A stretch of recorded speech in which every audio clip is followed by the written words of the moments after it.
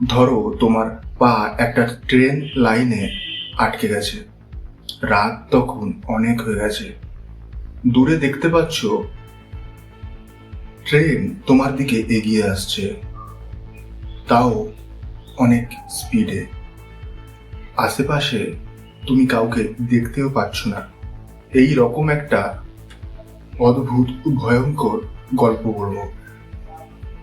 এই ভিডিওটা আমি যতগুলো ভিডিও বানিয়েছি সব থেকে রোমাঞ্চকর ভিডিও হতে চলেছে। কি ঘটেছিল একটু পরে বলছি, তার আগে একটা কথা বলি। আমি এত কষ্ট করে বিভিন্ন রোমাঞ্চকর ভিডিও বানাই, একটু তো আশা করতেই পারি যাতে বেশি ভিউ আসে। তোমরা প্লিজ এই ভিডিওটা পুরোটা দেখো। হতে পারে এই ভিডিওটা তোমার জীবন বদলে দেবে। ওই স্টেশনে রাত হয়ে গেলে তেমন লোক যাওয়া আসা করে না, শুধু একটাই ট্রেন যায়, তাও সকাল 10টায়। হাসিবুল, যে ক্লাস 8-এ পড়তো। হাসিবুল একটু দুষ্টু টাইপের ছেলে। একদিন হাসিবুল রাতে ছুটে ওই ট্রেন স্টেশনের দিকে চলে আসে, তাও রাত্রে।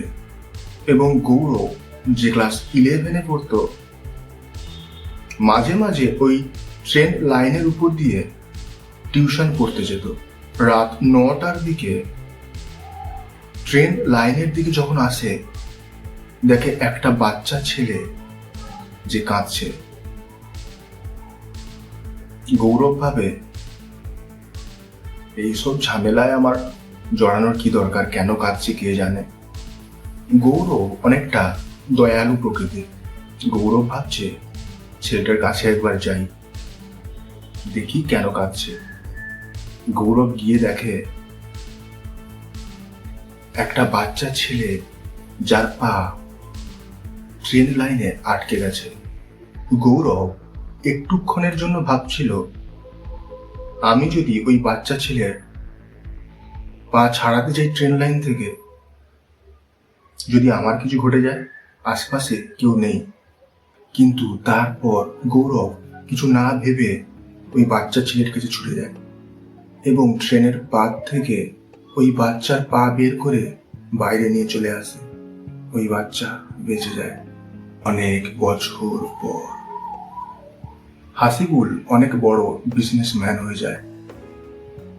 গৌরব তখন বেকার, কোনো কাজ নেই। গৌরব অনেক কোম্পানিতে চাকরির ইন্টারভিউ প্রতিদিন দিলেও সব জায়গা থেকে রিজেক্ট হয়ে যায়। গৌরব ভাবে আর চাকরির ইন্টারভিউ দেবো না, যা হয় হবে। লাস্ট ইন্টারভিউ দিতে গৌরব হাসিবুলের কোম্পানিতেই চলে যায়। হাসিবুল গৌরবকে দেখে বলে, তুমি এখানে কি করতে এসেছো? গৌরব বলে, আমার কাছে কোনো কাজ নেই, আমি একটা চাকরি চাই।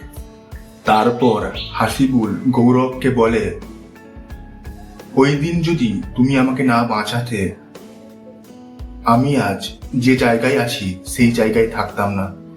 হাসিবুল বলে, এই পুরো কোম্পানি আমার।